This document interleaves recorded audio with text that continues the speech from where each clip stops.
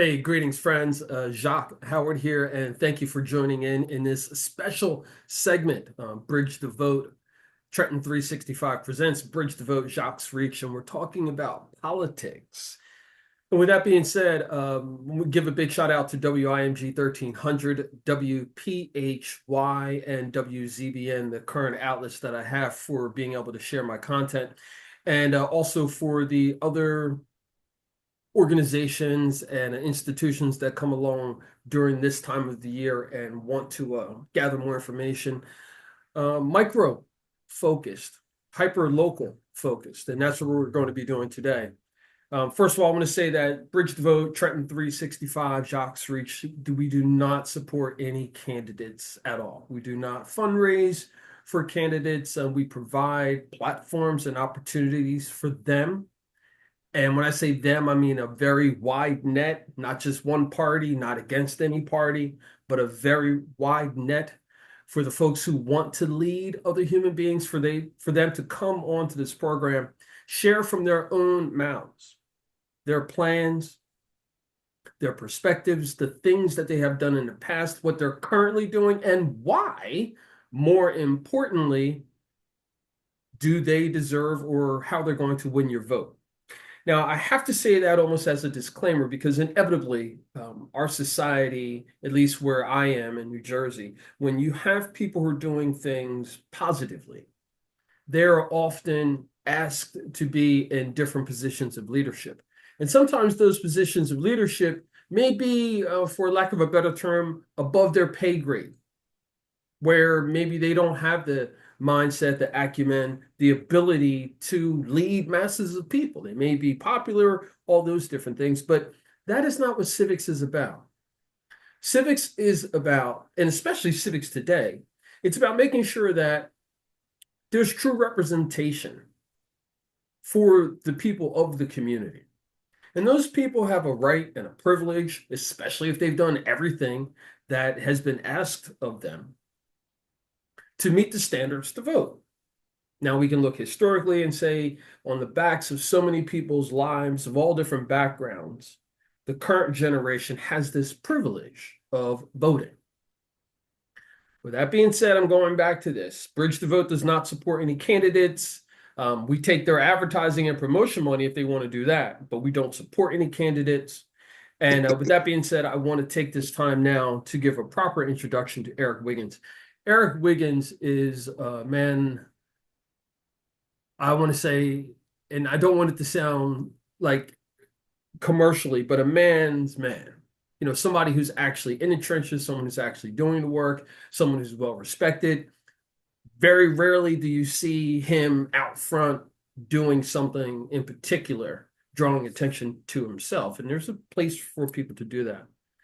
But you'll find him in the trenches, in the back room, making plans, the back of the office, the back of the house. And that being done not only in his profession and his work experience, but this has also been, for as long as I've known him, has been his civic and community life as well. And I say that because sometimes folks get it twisted and they say, okay, well, people are only doing certain things for certain reasons. That's not always the case. There are plenty of people who are doing things because they know it's the right thing to do. They're passionate about it. And I know a bunch of them, and Errick Wiggins is one of them. I'm going to bring him on now, but you can also take a note and his business. He's a partner in Wiggins Entertainment. And I'm going to have him share a few things of himself as the introduction gets started. Errick, welcome, friend. Appreciation. What's up, Jacque? How's it going, bro? I'm doing good. We almost got the colors coordinated with the blues today, huh? Hey, the way the world is going now, everybody's feeling the blues to a certain degree. Right on. So you heard my introduction. I'd like for you to introduce yourself in a short amount of time, and then I want, after you do your introduction, to lead right into the importance of civics and the importance of civics regarding voting. Okay. Well, my name is Errick Wiggins. I'm one of the managing partners for Wiggins Entertainment Group. And just off of the title alone, when you talk about entertainment, it's not the singing and dancing, the acting and things of that nature. Entertainment is built on the traditional sense of the issues that's right in front of you. What are you entertaining? And it's almost so almost synopsis with what's going on right here with this whole civics thing, because what's in front of us right now is this election, a lot of things that are on a lot of people's minds, but yet at the same token in time, I do want to give you your flowers for creating this place and space to have these kind of conversations, because oftentimes you touched on it, we have a place and a space for things, but not too many want to actually lose the skin in that conversation. Mhm. Thank you, sir. Appreciate that. What I'd like you to get into, Errick, is the idea of civics. We're in this space now with the election that's here, and however it's polarized from whatever camp or group of people are in, the average human, the average community is going through some stress about this, and stress for lots of different reasons, I'm sure. We hear talk about abortions, cost of living. There's concerns about foreign policy and potential wars. There's concerns about folks coming into the country undocumented. All those different things, there's a cause and effect. There's definitely a solution, but where's the willingness to get those things done?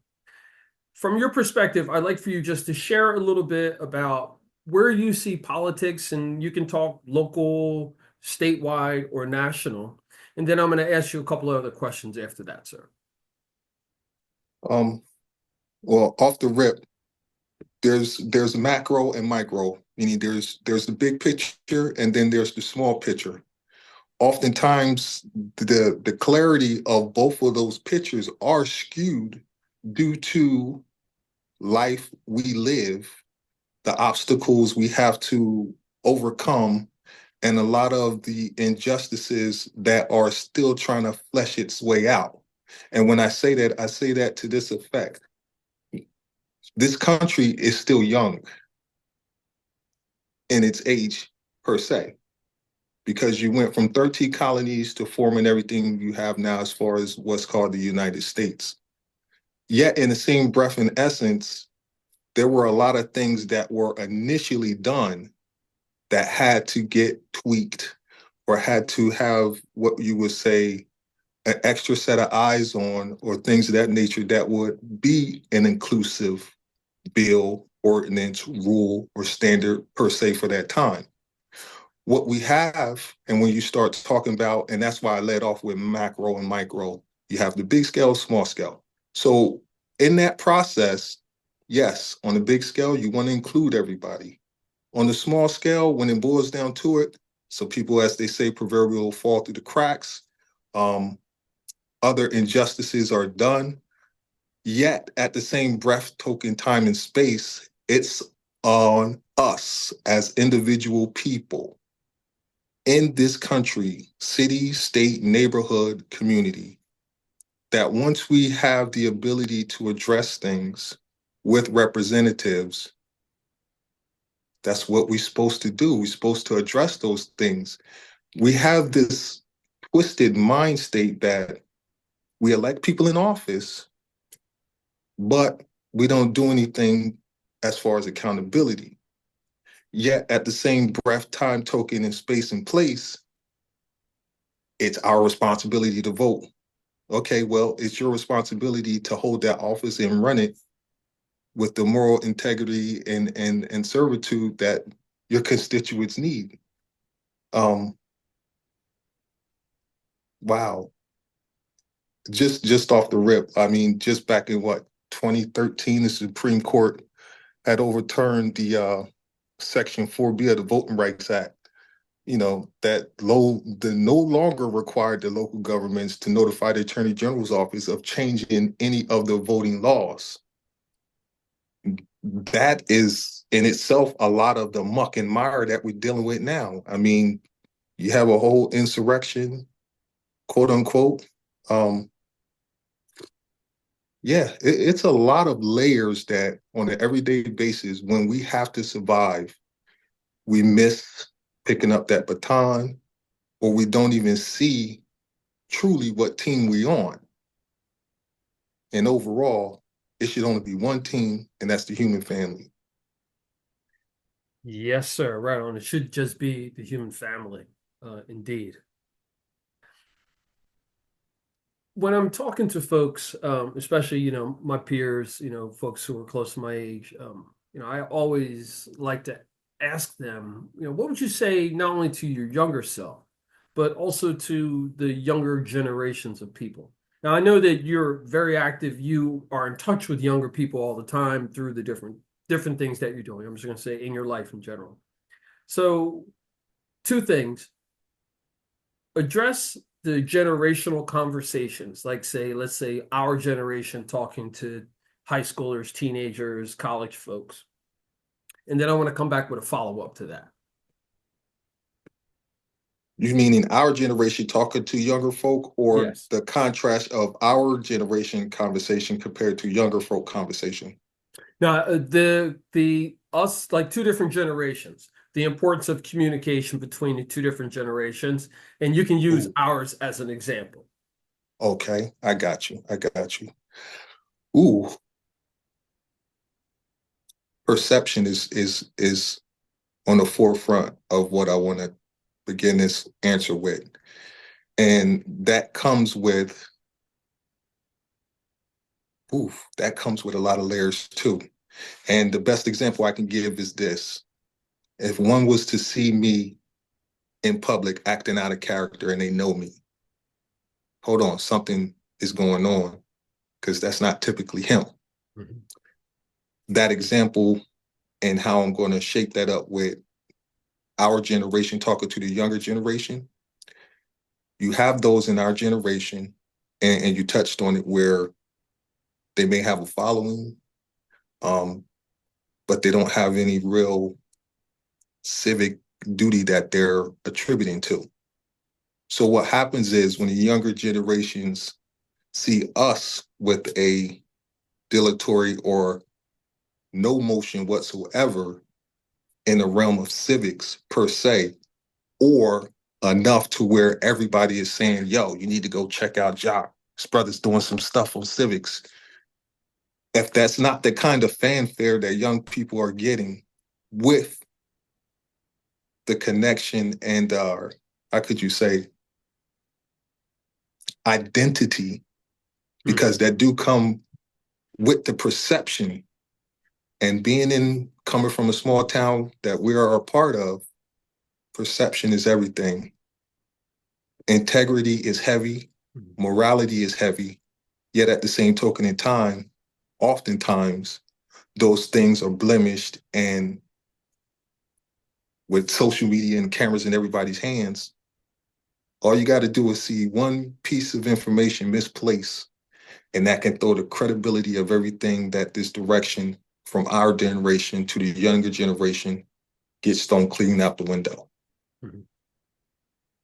Um, with that being said, um, voting for, early voting, meaning early voting age-wise, like those who just turned 18 and them being able to vote for the first time. That's generally the marketplace that a lot of folks want to get to. Politicians, they want to capture that early vote. They feel they can have that person for a long period of time. I feel that things are a little different this go around. I feel that there's more young people, and I'm going to say again, young people under 30, who are questioning typical paths of what has been done politically. Mhm. From your perspective and whom you've spoken to, can you just share, some thoughts about that?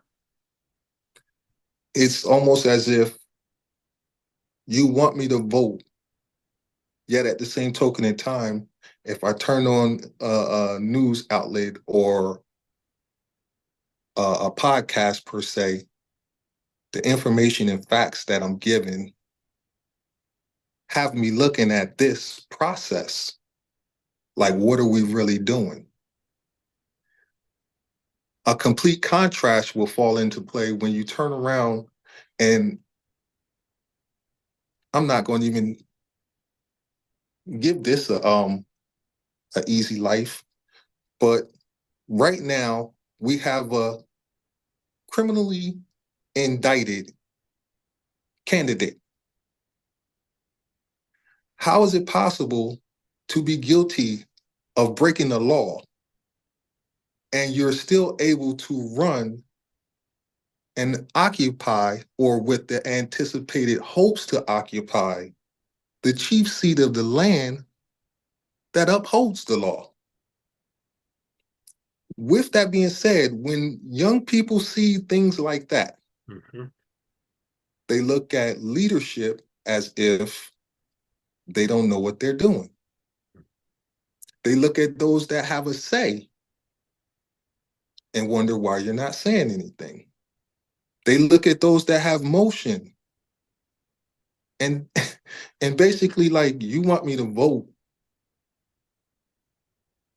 for what? My take and my stance and my direction on that is, okay, you become the candidate. You become the change. I have this motto that no matter who I'm interacting with or however I'm dealing with them, when I'm leaving you, is be great on purpose. We here for a purpose. So why not be great at it? Whatever it may be. And you can't take away the intelligence of our younger generation now. Everything is immediately available. I mean, we had the Dewey Decimal System. We had to go to the library and index the lookable book. But now you can say, hey, Siri, and it comes right up. So as far as facts, truth, and what you would call fact finding or concrete in the truth, it could be done much more easier than before. And you can't get away with just any old thing. That leads me to another question I have for you, and that's where are you getting your news? Whether it's, our generation, the print idea and concept is definitely fallen by the wayside, if not off the road in general. But print media to digital things to what you find on, like you mentioned, podcasts or traditional media outlets, where you think, well, where are you getting your news from, and where have you heard younger people are getting theirs? I get my news from a multitude of sources. It's not just one. And that's just the thing. As far as where young people get it from, I get it from them. Like, I stay open to learn because there is just no one format or no one playbook that covers everything. So if you're one not opening to learn, you're already setting yourself up to fail in so many different ways. Two, with regards to information, we do need to not only discover it, find out where it's at, but actually do the research ourselves to ensure that the information we're digesting and possibly understand and regurgitate, meaning give back to the people, is factual. Because again, all it takes is for a platform. We could take this as an example, and I could turn around and say, you know what? It's raining outside. We know good and well it's not raining outside, but for me to sit here and say that and hold it as a truth, that should not be the case. Where we have people who have something to say, has credit in doing so, and are good at it, where are they? I mean, oftentimes they're not. It's sad state, but then again, it is often one of those things that's that proverbial elephant in the room. No matter what party you're with, if you don't agree with the way things go, you go away. That's not an inclusive process. That's not true transparency. That's not true democracy. That's not a true free state of choice.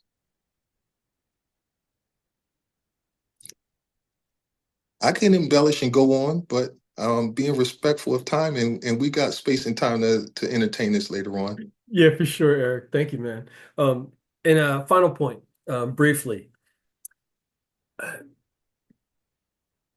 words that you'd like to share with people who have just written off the system, like they're not going to vote, don't want anything to do with it. They feel they can be an island off to themselves. Can you share, just from your opinion, some thoughts about that? Hmm.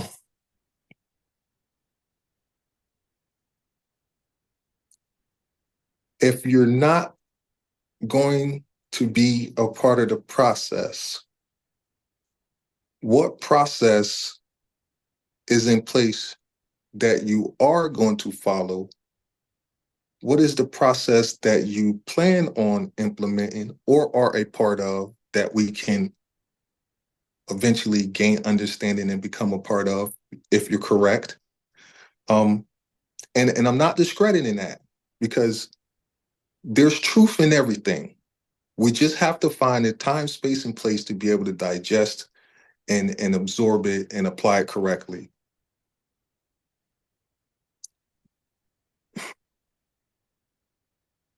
I'm trying to keep this PG for you.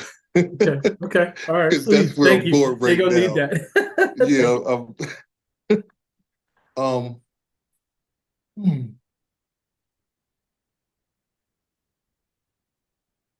yeah, that's it in a nutshell. I mean, just leaving. If you're not, I mean, this goes with the old adage: if you're not part of the solution, you're part of the problem.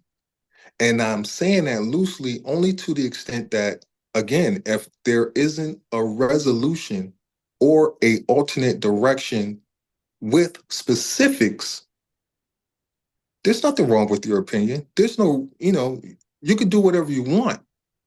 But when it's affecting us, when it's specifically directed at certain, and then it affects a multitude, we gotta, as they say, get on the ball with this one, man. The train has been left the station. We're chasing the train down the track, and some of us is tripping Mm, hard. mm. Eric Wiggins, thank you for your time, sir. As always, I appreciate it. And we'll be chatting again soon. All right. Yes, sir. In Yes, closing, sir. in closing, Anytime, folks, man. Bridge the Vote, again, is here to provide information for you to be, for that sparker to be inside you, to be stoked, and that flame to be stoked, and for that energy to well up so you take action steps. Bring people together, work together in unity. As Eric said earlier, the human race, all humans, we have the ability, we have the resources, and there are a lot of people who are willing to do it. It's going to take more of us. I am Jacque Howard for Bridge the Vote. Remember, it's always about justice, peace, and humility.